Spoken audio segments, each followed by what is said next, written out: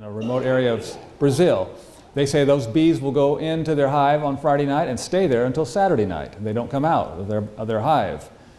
And so that's one example. There's the other example of how many of you have heard of the Seventh-day Ox story? Nikolai Panchuk was a Christian pastor who got sentenced to a Siberian prison for hard labor. Nikolai was a faithful Sabbath keeper, which meant he wouldn't work on Saturdays.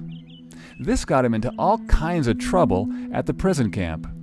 Each time he refused to work on Saturdays, he was confined inside a small wooden box for 10 days. Now this nearly killed him, yet he still remained faithful to his convictions about the Sabbath. After being confined in the box several times, Nikolai was finally able to make a bargain with one of the wardens. Here's the deal he was offered. If he could get all his week's work done in 6 days, he could have Saturdays off. Unfortunately, he was given the job of hauling water for the camp. He was to drive an ox with a cart all the way down to the spring to draw water, then haul it back up to the camp. The problem was with the ox. The ox was stubbornly slow, and the more he tried to motivate the beast, the slower it would go.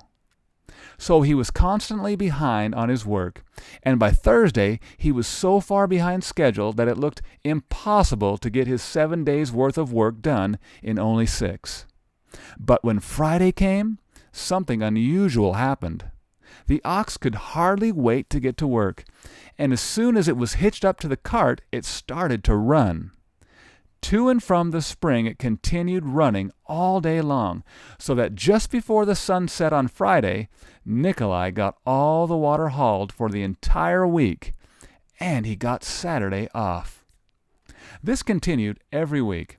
The ox would be slow Sunday through Thursday, but it would run on Friday.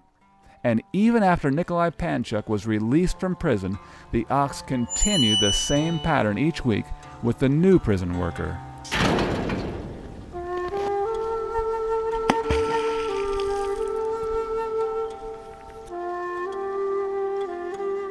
So right from the beginning of time, we see that the seventh day was special to the Creator of the earth.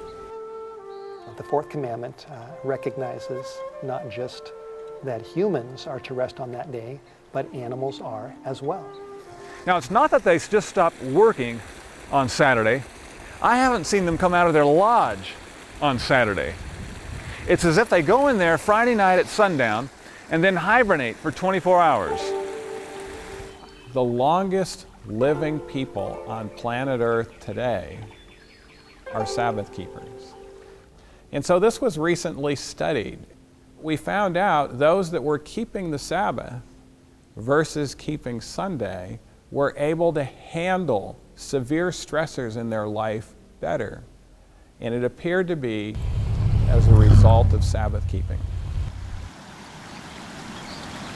Today is Sunday. And one thing I've noticed about Sunday is that Sunday seems to be the busiest day of the week here at the Beaver Pond. Not sure why exactly, but it's probably because they have rested the day before and have maybe a little extra energy.